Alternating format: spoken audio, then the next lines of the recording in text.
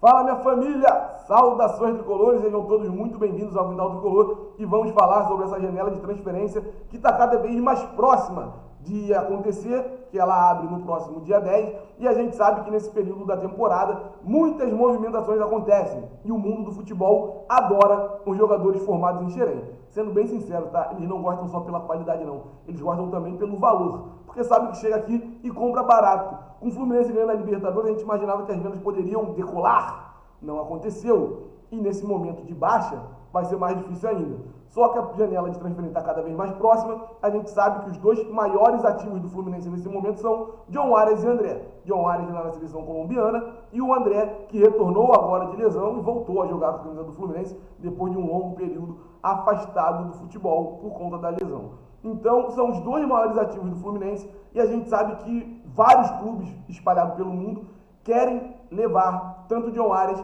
quanto o André do Fluminense. Só que nesse momento ainda não existe nada de concreto, nenhuma negociação em curso, nem por um, nem pelo outro. Até esse momento, nada foi dito por nenhuma das partes, Fluminense, ou o clube que vai contratar, ou algum jornalista, algum influenciador, ninguém falou nada sobre os dois.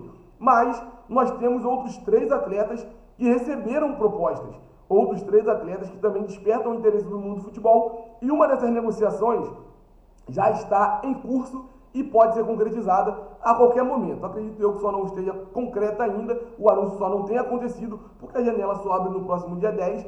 E de quem nós estamos falando? Estamos falando do garoto Calegari, que joga de lateral, ora joga de volante, jogou um pouquinho de volante, jogou muito mais de lateral direito. Então Calegari vem despertando a atenção do Famalicão, lá de Portugal, e o clube fez uma proposta de empréstimo por uma temporada para tirar o jogador do Fluminense. E lógico, após esse empréstimo, caso eles queiram contar com o trabalho do jogador, vai ter uma cláusula no contrato dele para que ele seja transferido por um valor fixo, que já vai estar lá em contrato, valor esse que ainda não foi divulgado, nem pela parte do Fluminense, nem pela parte do Famalicão. Mas Calegari pode estar deixando o Fluminense a qualquer momento. Agora vamos falar do garoto Isaac, que assim como o Felipe Andrade, jogou naquele time do início do Campeonato Carioca, que era comandado por Marcão. Isaac, que já acumula 24 partidas, 2 gols com a camisa do Fluminense e uma assistência, jogador muito novo, joga pelo lado de campo, é ponta, então a gente tem uma expectativa muito grande em cima do garoto, porque a gente sabe de tudo que ele já mostrou na base. E o garoto vem despertando a atenção nesse momento do Sevilha, lá da Espanha. O Sevilha da Espanha fez uma proposta para tentar tirar o garoto do Fluminense, só que o Fluminense prontamente recusou, porque a proposta era ridícula. Mesmo o Fluminense vendendo mal, não tem como fazer o negócio que o Sevilha queria fazer por Isaac. O Sevilha queria contar com o atleta por uma temporada, empréstimo de uma temporada, e pagaria por esse empréstimo, mas pagaria 800 mil reais e queria fixar ao final, ou a partir do momento que eles quisessem comprar o Isaac, um valor de 5 milhões de euros, algo próximo de 30 milhões de reais nesse momento. E o Fluminense olhou para o Sevilha e falou: Sevilha, pelo amor de Deus, o garoto vale muito mais.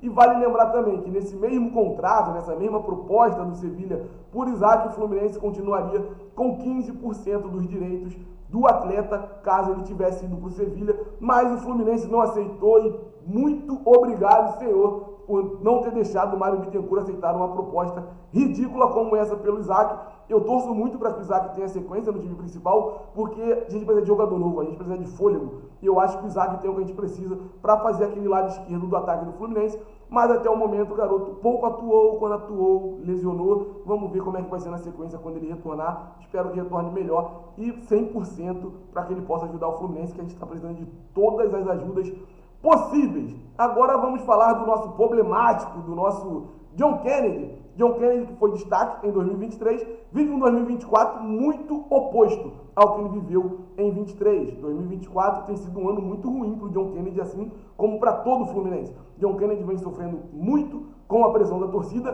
pressão justa. Não acho que estão errados de cobrar, não. Tem que cobrar mesmo, porque não está jogando nada.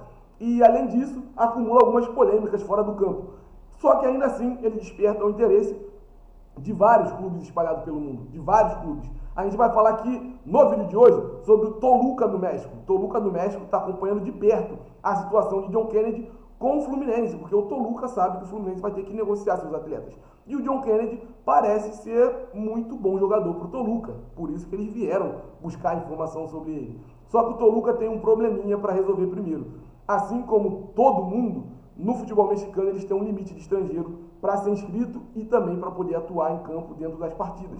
E isso é um dos empecilhos que está impedindo o Toluca de formalizar uma proposta por John Kennedy nesse momento. O Toluca primeiro está tentando se ajeitar internamente, vendo se vai colocar algum dos seus jogadores estrangeiros no mercado para depois poder fazer uma proposta de contratar o John Kennedy. Mas, ao que tudo indica, o Fluminense quer sim negociar o John Kennedy. O Fluminense entende que está no momento de baixa e talvez ainda consiga vender por um valor um pouco melhor. Se ele continuar em baixa e o Fluminense nessa draga, John Kennedy vai sair quase de graça, se é que não vai sair de graça em algum momento, porque daqui a pouco, com esse monte de polêmica, com esse monte de erro, com esse monte de bagunça, é capaz de ele sair de graça do Fluminense, que ninguém vai querer contratar de jeito nenhum. Mas as informações do dia eram essas, sobre esses três jogadores, Calegari, Isaac e John Kennedy. Espero que tenha gostado do conteúdo. Se gostou do conteúdo, não esquece de curtir, se inscrever no Quintal Tricolor, deixar aquele comentário que eu quero saber.